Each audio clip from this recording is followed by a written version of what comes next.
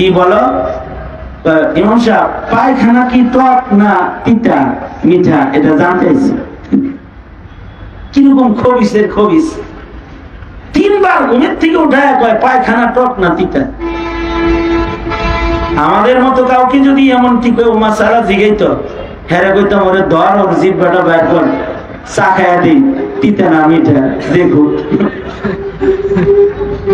কিন্তু ইমাম আজম আবু হানিফা রহমাতুল্লাহ আলাইহি উনি মুস্কি হাসি দিয়েছেন, একটা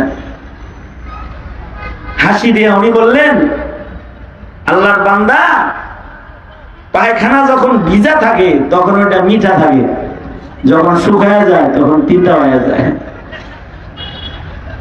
এই লোক ইমামে আজমকে ফের আবার কষ্ট দেওয়ার জন্য বলতেছে, ইমাম সাহেব এটা কি জিহ্বায় লাগায় টেস্ট করে দেখছিলেন আপনি? ইমামে আজম আবু হানিফা বলে, সব কিছু জিহ্বা দিয়ে টেস্ট করা লাগে না। মহান আল্লাহ মানুষকে আকল নামক দৌলত দান করেছেন, কিছু কিছু আকল দিয়েও বের করতে হয়। দেখো না, পায়খানা যখন ভিজা থাকে ওর উপরে মাছি বসে, মাছির স্বভাব মিষ্টি জিনিসের উপরে বসা, কিন্তু যখন শুকায়া যায় সেখানে আর মাছি আসে না, তিতা হয়ে যায়।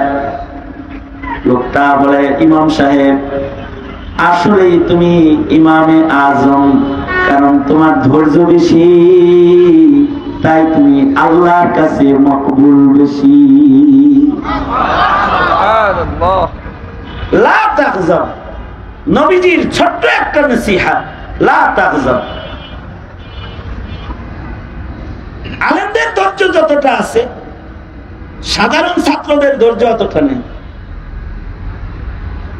সাপ্লায় তলবে এলেনদের রক্ত যেভাবে নিয়েছে 16 বছরের, ঝাল মিটায় দিত ছাত্ররা যদি এদের ধৈর্য না থাকত। যেভাবে কষ্ট দিচ্ছে আলেমদেরকে, জেলখানায় আটকায় রেখেছে, মামলার পর মামলা, ছাইরা দিয়াও আবার কয় আবার ধর, মানে অত্যাচারের উপরে অত্যাচার। তারপরেও এদেশের আলেমরা গণভবনে যায় নাই, কিন্তু ধৈর্য কম ছাত্রদের। এটাও আল্লাহ পাকের মেহেরবানি। ইন্নাল্লাহ ইউআইয়িদুদ-দ্বীন বির-রাজুলিল ফাজির। আল্লাহ তাআলা জালেম হটাইবেন তো, ছাত্র করে খালি একদিন রাজাকার কইছে।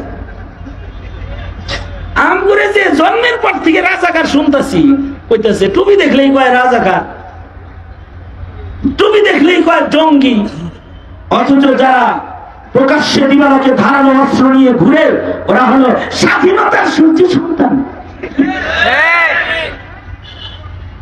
কিন্তু মৌলবীদের ধৈর্য বেশি, এ কারণে কিছু বলে না।